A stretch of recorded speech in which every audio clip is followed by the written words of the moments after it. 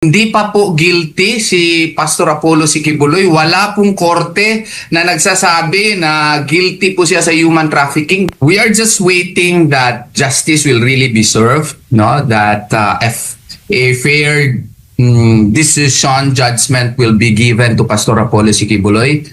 Not only because he deserves it, but also because of the fact that he is innocent of the charges filed against him. Hanggang ngayon, wala pong judgment against kay Pastor Apollo Sikibuloy. So under the law, he is presumed innocent po. If you want to be president, that's not wrong.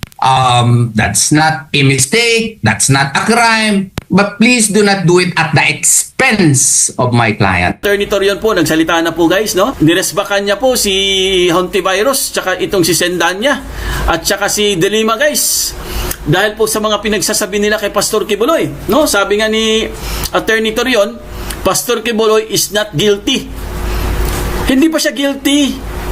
Hindi pa siya convicted. Kung ano mga pinagsasabi ninyo, mahiya naman kayo. Kaya po mga kaibigan, ito si Attorney Torion guys, mukhang magpa-file na po siya ng case, no?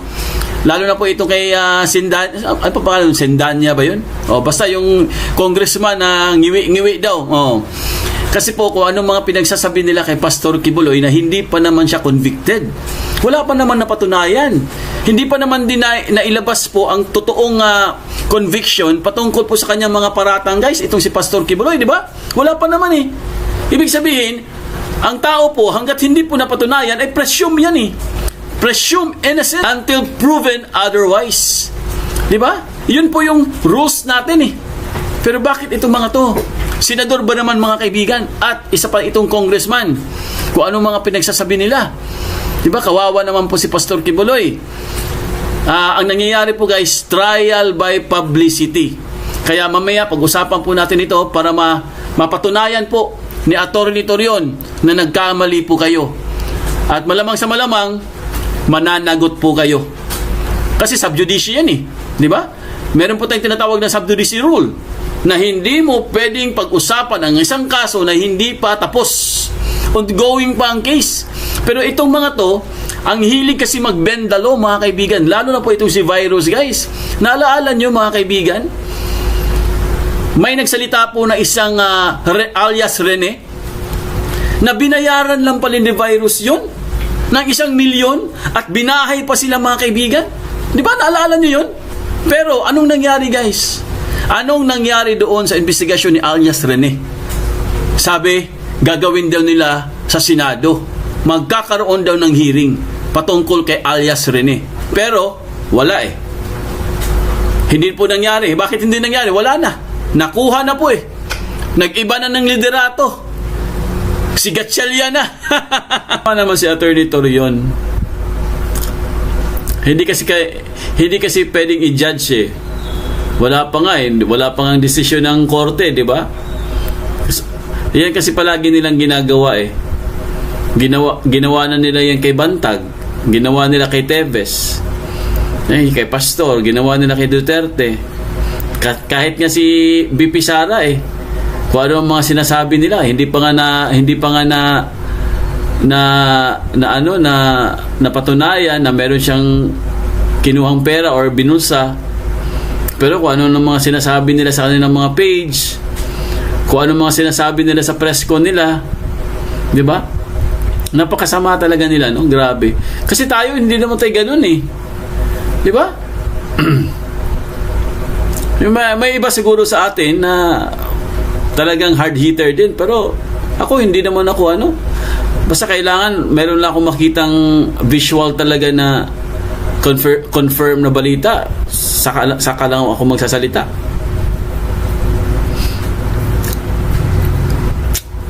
Pero yun na nga mga kaibigan.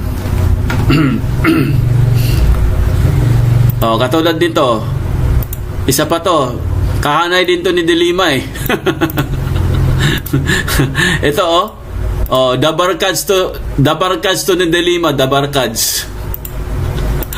Ayan ano masasabi nyo dito guys? Ito na naman si Paolo. Ito na naman si Paolo Ortega. Nagsalita na naman, giatay. Ano itong pinapasabog niya, mga kaibigan? Gumagawa-gawa na naman ng palusot. Oy, dambuhalang buaya, wag ka namang palusot. Ang dami mong palusot. Oh, ano to guys? Ano to sinasabi niya? Nabalitaan niyo na ba ito? Oh, sabi po ni Paulo Ortega, iginiit na may gumastos umanong 5 million pesos para palabasing mas malala ang baha sa La Union. Siguro tansya po natin mga 5 milyon po yung ginastos nila para lang siraan po at takutin yung mga tao sa aming probinsya. Grabe. Grabe yung isip niya, no? Advance ka mag-isip masyado, Congressman. Masyado kang visionary, Oh, mga kaibigan, mga suki, ano po masasabi nyo dito?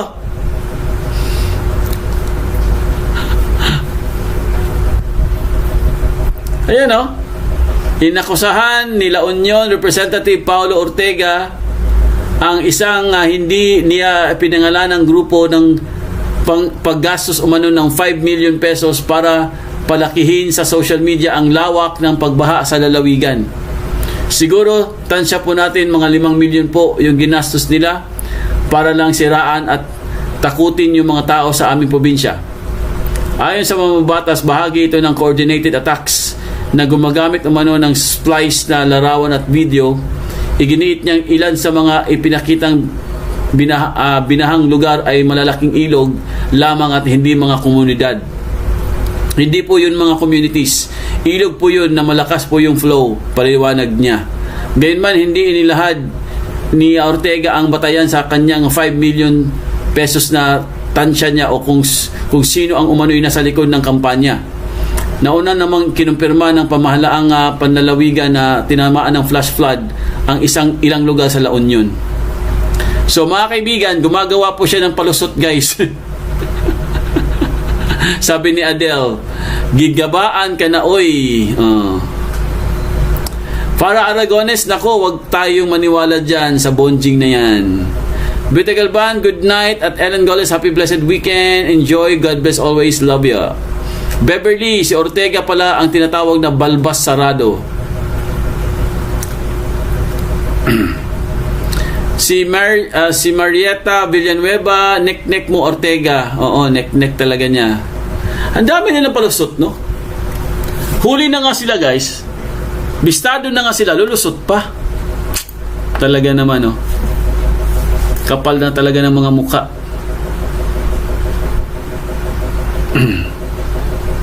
Di ba? Huling-huli na mga kaibigan, lulusot pa.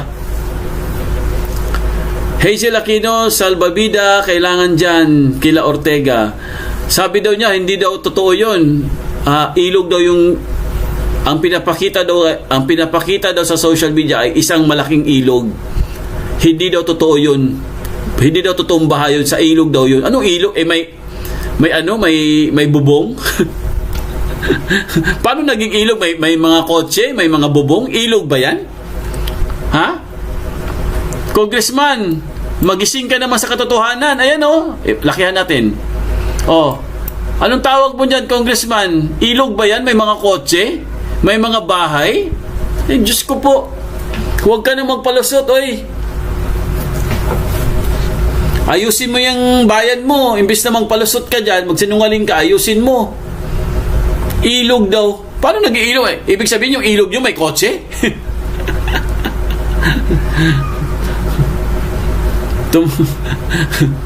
Ibang klase itong mga to.